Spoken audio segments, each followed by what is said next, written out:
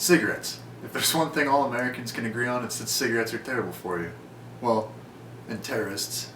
So if there's two things all Americans can agree on, it's that cigarettes and terrorists are terrible for you. So everybody knows smoking is extremely addictive, and it can be extremely hard to quit once you get in the habit. In fact, less than 10% of smokers attempting to quit are likely to succeed at all. So how do smokers quit? Well, there's good old-fashioned willpower and self-control, but we all know that works about as well as abstinence works for preventing teen pregnancy. So there's all kinds of smoking cessation medications, but you can't take those without fear of some unknown side effect that could make you grow teeth out of your scalp. There's tobacco substitute products like nicotine gum and patches, but those only seem to make nicotine addiction worse. So how do smokers quit? The answer to that is largely that they don't. But the good news is this trend is changing with the introduction of the electronic cigarette.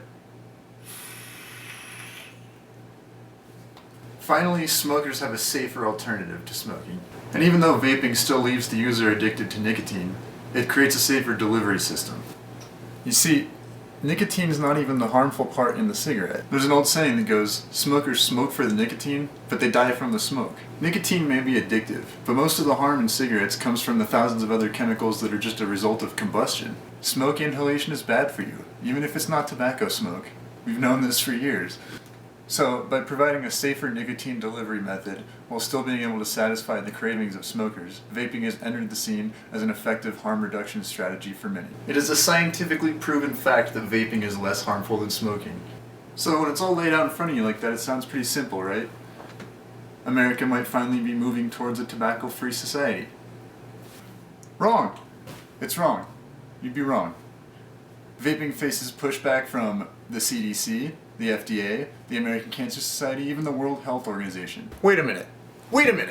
You must be thinking, why would all these public health organizations be against something that has a proven positive effect? Now, the answer to this is complicated, and I'm going to present it to you, the viewer, in a series of several more questions. Now, who do you think gets most of the tax revenue generated by cigarette sales? It's the FDA! And what happens to that tax revenue if smokers switch to vaping? It goes away. Okay, now, who do you think gets the most funding from Big Pharma? It's the CDC, the American Cancer Society, and the World Health Organization. What types of products do Big Pharma produce? Smoking cessation aids like gum, patches, and medications. So in effect, who loses money if sales on those products go down? Well, Big Pharma loses money, and if Big Pharma loses money, the CDC, the American Cancer Society, and the World Health Organization all lose donations. Okay, so maybe I'm a crazy person, maybe those are all just coincidences and I'm reading way too far into this.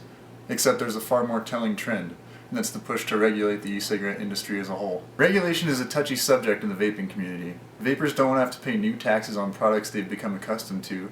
They don't want their choices to be limited, and worst of all, they don't want to go back to smoking if vaping ends up getting banned. In the early days of electronic cigarette regulation, it was mostly just attempts to get the product banned outright.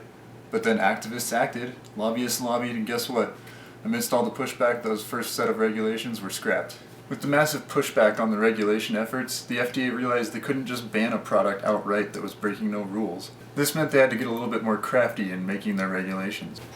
In 2015, the FDA introduced new deeming regulations against e-cigarettes.